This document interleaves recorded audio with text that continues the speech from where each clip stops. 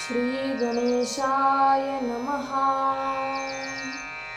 ओम नमो जी आद्या वेद प्रतिपाद्या जय जय स्वसंवेद्या आत्मरूपा देवा तुमची गणेशु सकलार्थमती प्रकाशु मणे निवृत्तिदासु अवधारी जोजी समचरण सरोजं सांद्रनीनाबुदाभं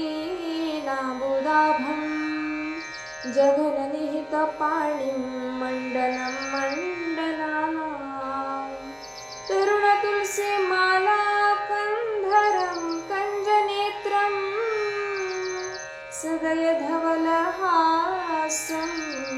विठ्ठलं चिन्तयामि। गुरुर्ब्रह्मा गुरुर्विष्णुः गुरुर्देवो महेश्वरः गुरुः साक्षात् परब्रह्म तस्मै श्री गुरवे नमः।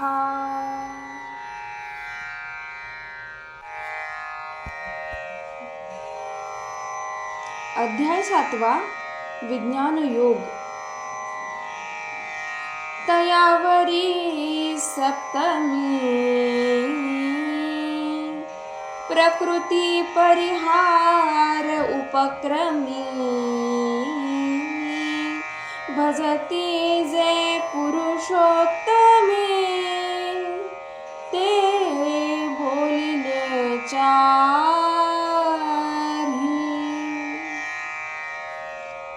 योगाची अर्जुनाला ओळख करून दिल्यानंतर आपले समग्र ज्ञान जाणे होईल असा ज्ञान विज्ञानाचा विचार या अध्यायात देव सांगत आहेत।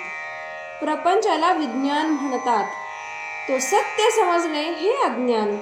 जाणीवेचा जिथे शिरकावच होत नाही ते ज्ञान। विज्ञान निशेष भाजले जाते, अज्ञान नाहीसे होते व मन बुद्धी इत्यादिकांना अगोचर असणारे जे स्वरूप तेच शिल्लक राहते असा विचार सांगितला जाईल। ज्या बोलण्याने सांगणारा व ऐकणारा या दोघांचे कार्य होईल असे बोलेन असे भगवान म्हणतात।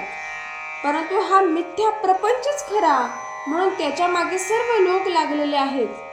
कुठे एखादाच खरे काय आहे हे समजून घेण्याची खटपट करतो व त्यातूनही एखाद्यालाच त्याची यथार्थ ओळख होते। विज्ञानाचा निराश करून ज्ञानाची प्राप्ती होणार असल्यामुळे तुला अगोदर ते विज्ञान सांगतो। ही दृश्य सृष्टी ज्या माझ्या मायेमुळे उत्पन्न होते तिला प्रकृती म्हणतात आणि ती अपरा व परा अशी 2 प्रकारची आहेत। पृथ्वी आप तेज वायू आकाश मन बुद्धी व अहंकार अशा 8 भागांनी व्याकृत झालेली ती अपरा प्रकृती व हे 8 भाग ज्या ठिकाणी लीन होऊन राहतात ती परा प्रकृती। परा प्रकृती जेव्हा अष्टधा प्रकृतीच्या परिणामाला पावते तेव्हा अंडज स्वेदज जारज व उद्भिज असे निरनिराळ्या आकारांचे परंतु एकाच योग्यतेचे असंख्य प्राणी निर्माण होतात व त्यांच्याकडून पुढे कर्माचे व्यवहार होतात। हीच प्रकृती पुन्हा साम्यावस्थेला आली म्हणजे हा विश्वाकार सर्व लयाला जातो।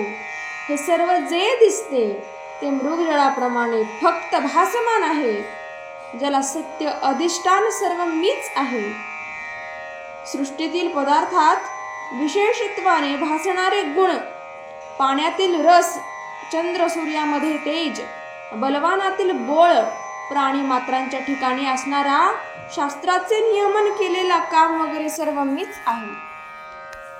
सत्व रजतमादी गुणांनी युक्त असे विश्वाच्या आकाराला आलेले पदार्थ हे जरी माझ्यापासून झालेले आहेत तरी त्या पदार्थात मात्र मी नाही।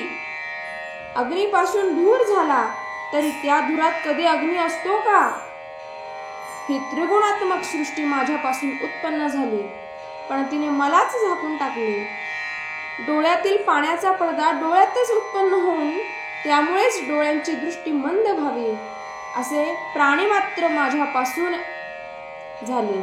परंतु मी व माझे या भ्रांतीत गुरफटून जाऊन मलाच विसरले आणि विषयांच्या मागे लागले.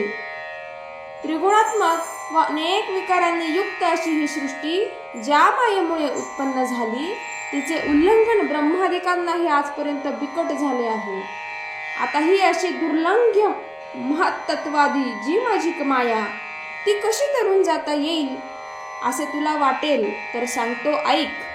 ही माया म्हणजे तरुण जाण्यास कठीण अशी मोठी नदीच समज. हिचा उगम ब्रह्मरूपी पर्वताच्या लुटलेल्या कड्यात झाला. ही सृष्टी विस्ताराच्या रूपाने इतकी वाढते की प्रवृत्ती निवृत्ती या दोन्ही उंच काठांबाहेर वाहते.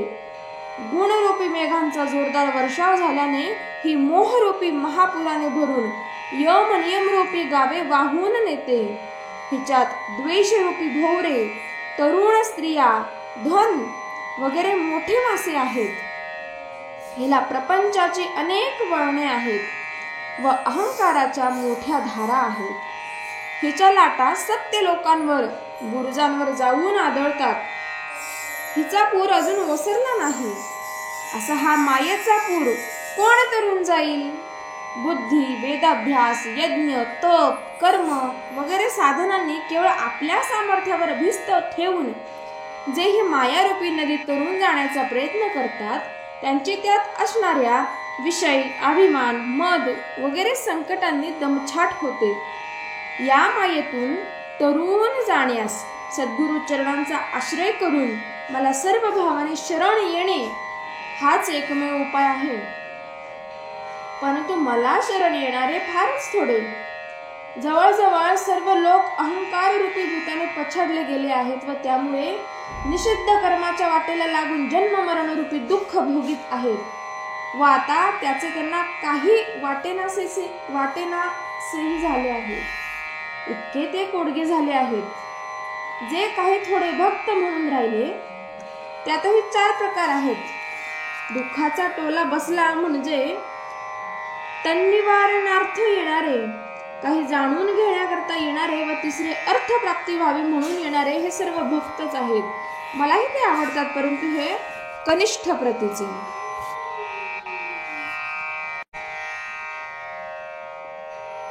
खरा श्रेष्ठ भक्त म्हणून जो मला अत्यंत प्रिय आहे त्याला माझ्यापासून काही मिळावे अशी यत्किंचितही अपेक्षा नसते. फार काळ तो माझ्या योग्यतेला आलेला असतो व तसा असताही तो माझी सेवा करतो. ज्ञानी भक्ताचा साधन मार्ग सांगतात. शेकडो जन्म वैराग्याची कास धरून वसंत संगतीत राहून तो निष्काम कर्म करीत राहतो.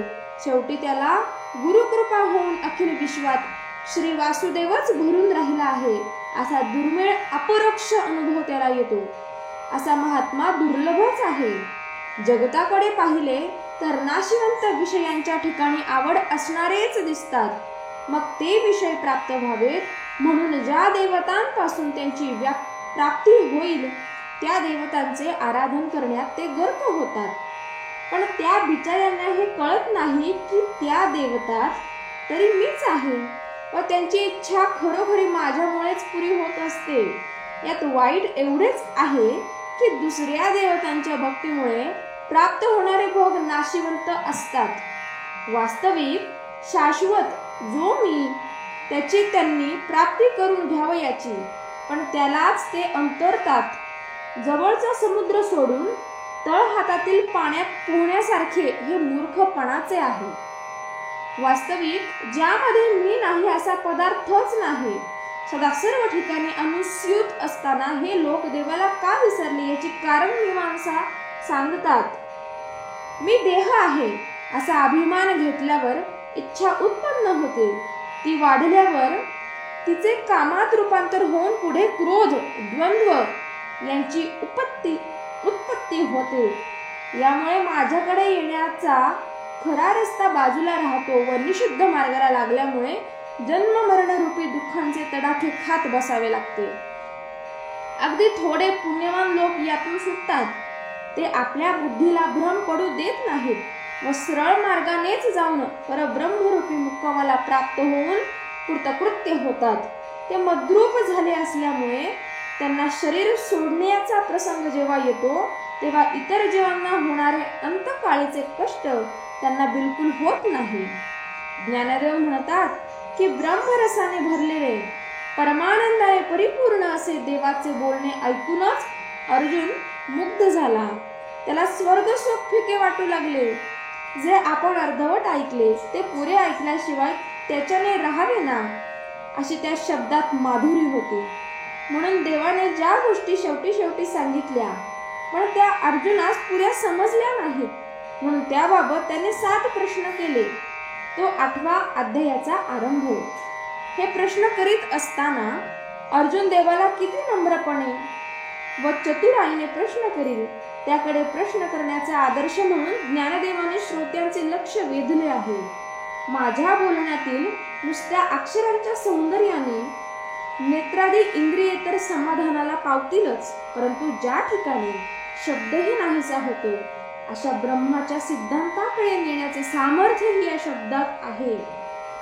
ज्यांना बुद्धीच्या सामर्थ्यावर खोलवर जाता येईल त्यांनी त्याची प्राप्त करून घ्यावी असे आत्मविश्वासाचे परंतु विनम्रपणाचे उद्गार काढून ज्ञानदेवांनी या अध्यायाची समाप्ती केली आहे. इति श्रीमद्भगवद्गीतासु उपनिषत्सु ब्रह्मविद्यायां योगशास्त्रे श्रीकृष्णार्जुन संवादे विज्ञानयोगो नाम 7मोऽध्यायः. श्री सच्चिदानन्दार्पणमस्तु.